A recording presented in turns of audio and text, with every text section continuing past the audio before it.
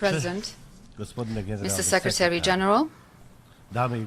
ladies and gentlemen, excellencies. Building on the theme of this year's session of the United Nations General Assembly, which is rebuilding trust and reigniting global solidarity, accelerating action on the 2030 Agenda and its sustainable development goals towards peace, prosperity, progress and sustainability for all. At this important place, allow me to talk about important elements from the point of view of a small, yet proud state of Bosnia and Herzegovina. For this part, Bosnia and Herzegovina has given support to the 2030 Agenda, especially its goals that to the greatest extent concern the creation of the world and the environment in the United Nations member countries, in a way that we as states and their societies are prepared and specially trained to implement all the steps that will lead us to self-sustainable development. However, in today's world, often dominated by war and various geopolitical goals, it will be very difficult to achieve this, at least in a way as it is planned in the 2030 Agenda. For this reason, I specifically wish to emphasize that the first steps which we must start our activities with is the one that will lead us to permanent peace as the world's priority number one, and then to other mutually related activities in order to have our countries and societies ready for solidarity and progress. These activities are by no means easy, and they require lots of wisdom, planning and good management of all processes and procedures that can lead us to the implementation of the Agenda 2030. If we start from the premise offered by the theme of this year's session of the United Nations General Assembly, which talks about building trust and encouraging global solidarity, then I feel free to point out in few sentences the elements that could possibly make achieving these goals difficult. At the very beginning, I take this opportunity to remind you that migrations are one of the elements of the Agenda 2030, trying to be dealt with systematically and with specific governance. Although the Agenda for Sustainable Development until 2030 recognizes migrants as agents of change and development in countries of their origin,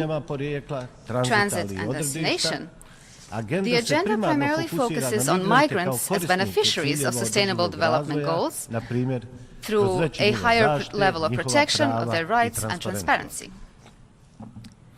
Furthermore, the Agenda does not refer to a broader concept of diaspora or to the role that it plays as a possible means of development. This statement, extracted from one of the IOM's documents,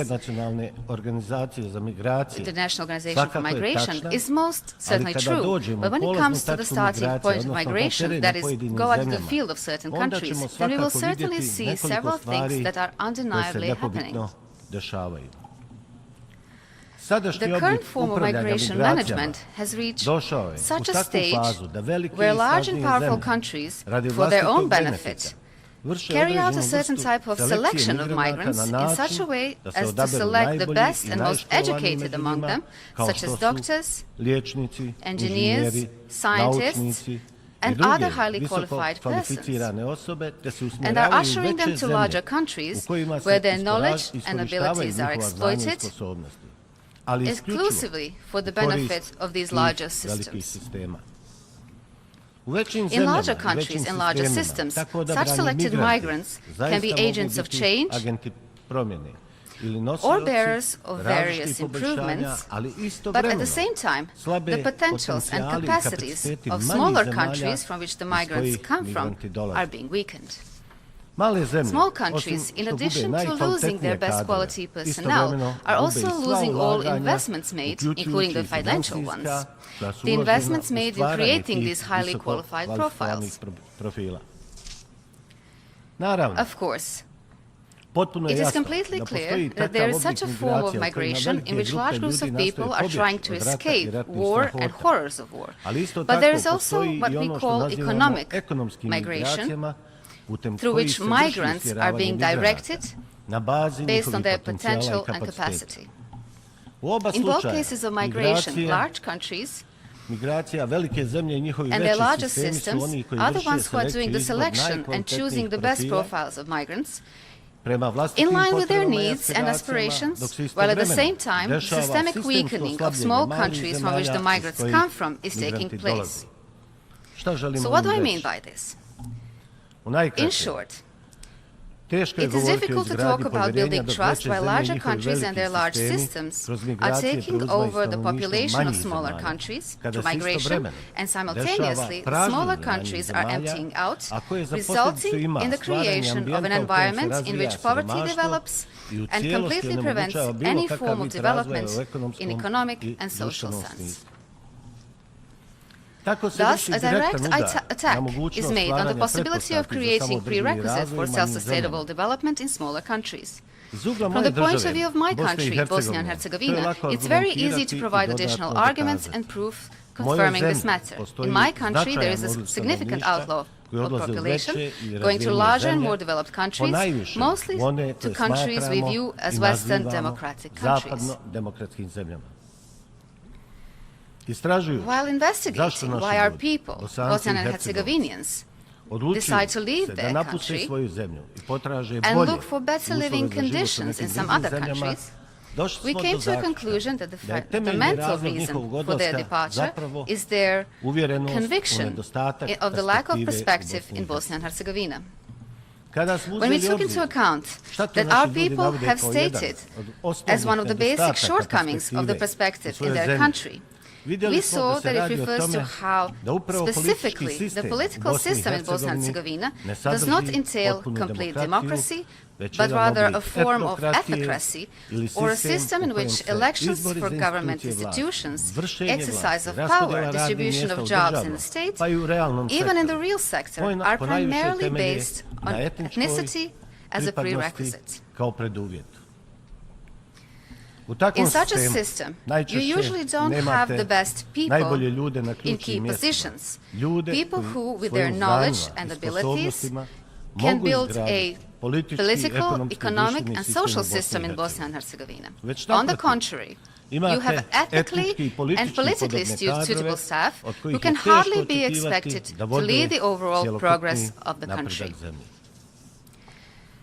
This value system has been going on for a very long time. In such a system, the key jobs are not performed by the best and most qualified people, but by the politically and ethnically suitable ones. The current political system in Bosnia and Herzegovina, based exclusively on ethnic and then on political affiliation, completely degrades democracy as an important principle for creating an environment with equal opportunities for all people. Such a system, which guarantees participation in government to certain political actors and their ethnically based political parties, has the form of former and current totalitarian systems, in which power is exercised in an autocratic manner through autocratically inspired political actors. As a result of this unfinished political system, we have a slow development of the country, while such politics obstruct what, in my opinion, is one of the key goals of my country, its path to membership in larger supranational systems such as the European Union or NATO alliance. The irremovability or particularly difficult replaceability of the authorities creates such an environment where even the authorities themselves no longer work for the benefit of their citizens because they feel that there is no need for such a thing. The distribution of power and social power is already guaranteed to them in advance by the system itself, a system based on ethnicity. Our current political system is skillfully used by our Western and Eastern neighbors and through ethnic communities in Bosnia and Herzegovina, to which they claim national rights. They are running Bosnia and Herzegovina not with the primary aim of helping the members of these ethnic communities, but with the aim of dividing Bosnia and Herzegovina or making it meaningless as a state. Our two neighbors, through the ethnic communities in Bosnia and Herzegovina, to which they strive to claim every right, even 27 years after the aggression they had carried out over Bosnia and Herzegovina, are in this manner making an attack on the sovereignty of our country, which makes it almost completely impossible to have any democratic development of Bosnia and Herzegovina. This practice also violates the minimum of interstate trust, because unfortunately our neighbors are not investing sincere energy with the goal of building interstate cooperation, but are rather investing energy in weakening our state. This is a visible problem, which extends to the entire region of the Western Balkans, where there are definite ideas, plans and intentions to change the internationally recognized borders, to reorganize the region into something that has no point of contact with democracy. For such activities and policies, neighboring countries very often have, at first glance, surprising and unexpected support from countries that we consider to be democratic liberal states and societies, but certainly also from those that are not democratic, and that we recognize today as aggressor states with authoritarian regimes. Regretfully, there are many, both in the East and the West, who believe that their barely hidden support for those who want to completely control and ultimately divide Bosnia and Herzegovina will bring stability to the Western Balkans. We, who represent the state of Bosnia and Herzegovina here at the United Nations, believe that this will not bring either stability or progress in the Western Balkans. Our neighbors cannot divide Bosnia and Herzegovina amongst themselves without entering into mutual conflict. We will certainly not allow the division and disappearance of our 1,000-year-old state at any cost, no matter what anyone thinks about it. That is why we believe that it's in the interest of the United Nations, if peace is to be preserved in the Western Balkans, to support the state of Bosnia and Herzegovina and its institutions. If the United Nations wishes to preserve peace in the Western Balkans, then it should support those who have not violated democratic and civilization norms, who have not committed genocide, who were not part of joint criminal enterprises,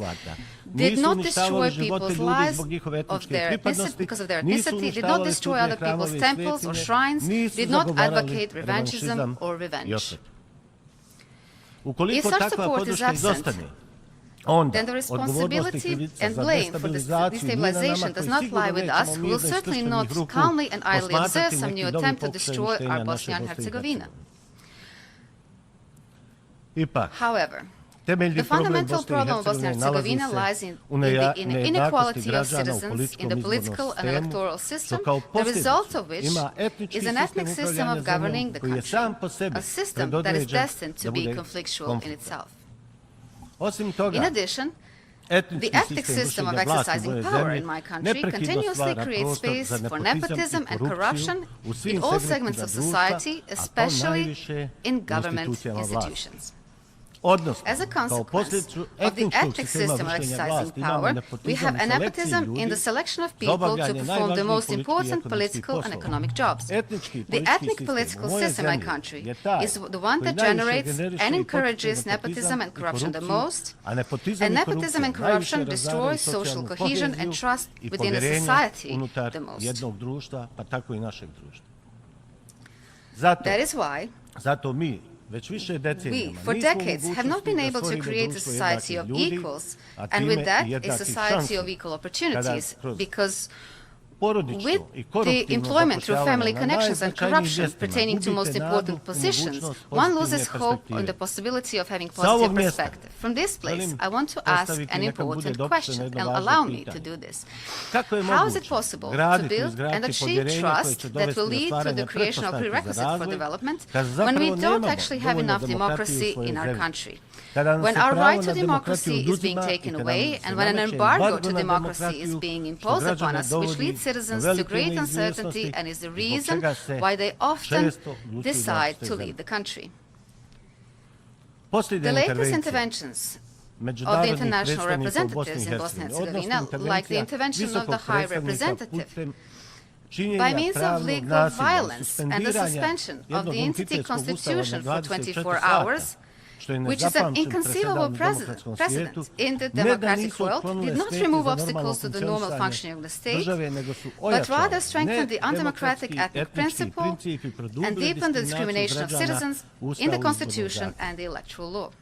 Democracy is the most important segment for building trust both in our countries and globally.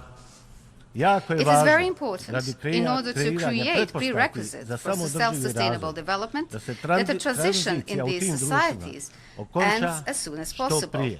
Through the transition from former totalitarian, autocratic systems to a system based on full democracy. That is why we expect the support of actors from the international community, even though they occasionally resort to undemocratic tools,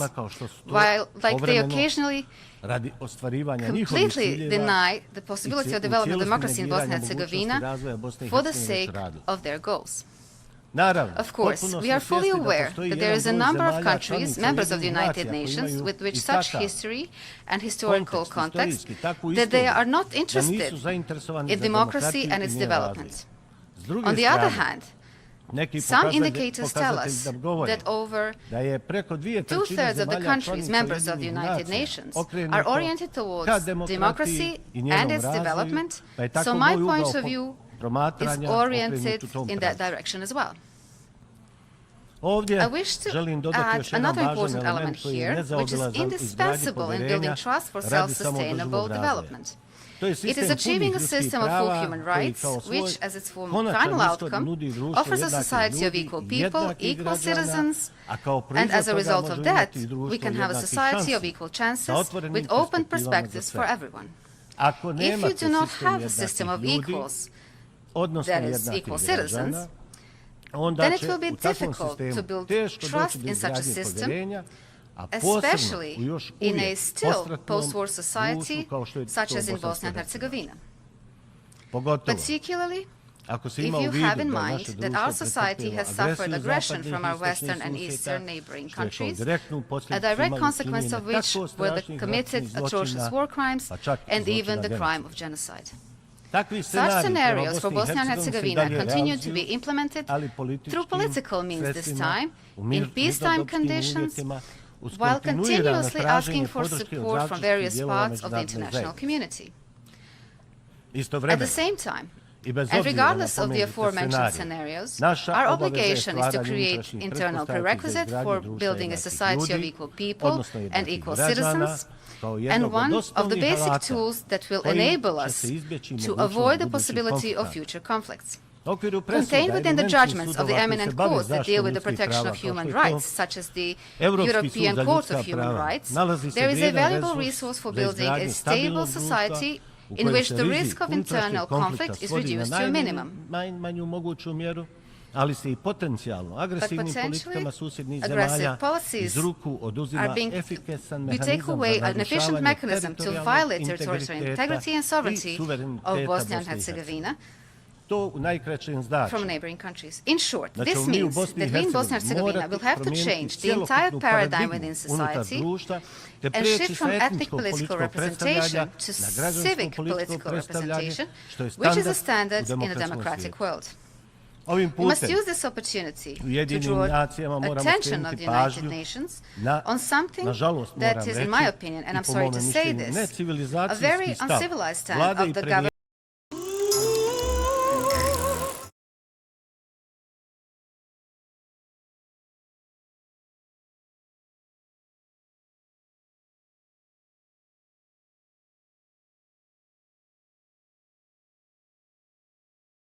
Citizens of Bosnia and Herzegovina,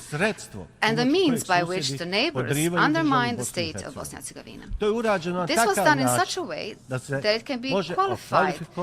as an interference in the internal affairs of Bosnia and Herzegovina. The disrespect of the judgments of the international courts, as could be heard from the Prime Minister of a neighboring country, is reminiscent of the attitudes towards international law that Vladimir Putin has built in the case of Ukraine. However, this is not only about having a negative attitude towards the international standards of the United Nations, but also a policy towards Bosnia and Herzegovina conducted by its neighbors. Only when civic political representation is accepted in Bosnia and Herzegovina through the implementation of the judgments of the European Court, and when in parallel the attacks on the sovereignty of the state of Bosnia and Herzegovina from the neighborhood stop,